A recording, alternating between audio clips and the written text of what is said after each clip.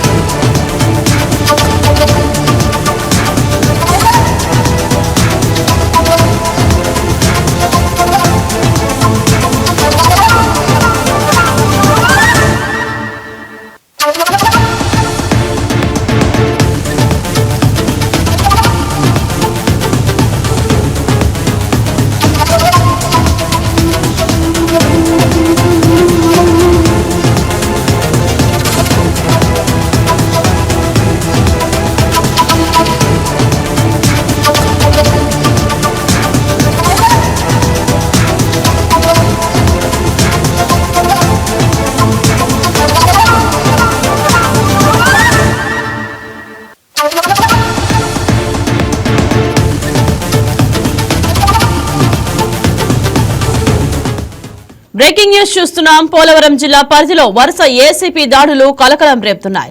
Rajavommangi police station పరిధిలో ACP అధికారుల దాడులు నిర్వహించారు. ఎస్ఐ శివకుమార్ 15,000 లంచం తీసుకుంటూ ఏసీబీకి చిక్కారు. రంపచోడవరం డివిజన్ పరిధిలోని గంగవరం పోలీస్ స్టేషన్లో ఏసీపీ దాడులు మరొక ముందే మరోసారి ఏసీపీ దాడులు జరగడం స్థానికంగా చర్చనీయాంశంగా మారింది.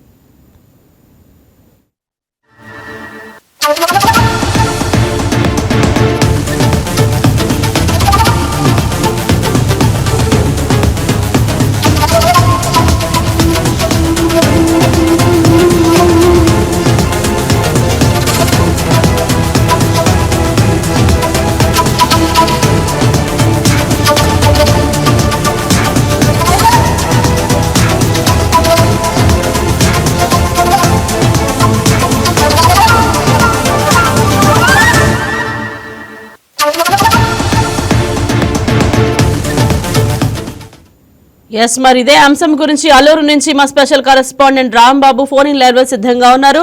గుడ్ మార్నింగ్ రాంబాబు, చెప్పండి, పోలవరం జిల్లా పరిధిలో వరుసగా ఏసీపీ దాడులు జరగడానికి ప్రధాన కారణాలు ఏమిటి? ఎస్ రాంబాబు.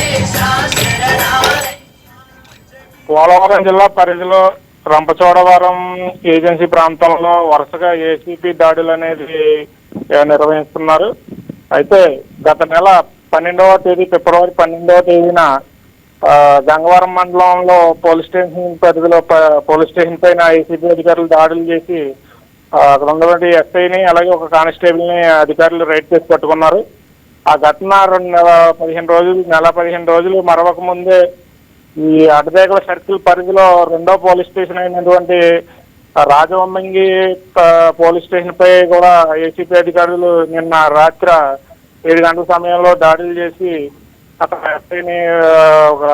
ఎస్ఐని కూడా శివకుమార్ని లంచం 15,000 రూపాయలు లంచం డిమాండ్ చేస్తూ తీసుకున్న సమయంలో కూడా పోలీసులు అదుపులో తీసుకున్నట్టుగా ఏసీబీ అధికారులు అదుపులో తీసుకున్నట్లుగా కూడా రెడ్ హ్యాండెడ్ గా పట్టుకున్న సంఘటన అయితే వెలుగులోకి వచ్చింది. Right, thank you Rambabu.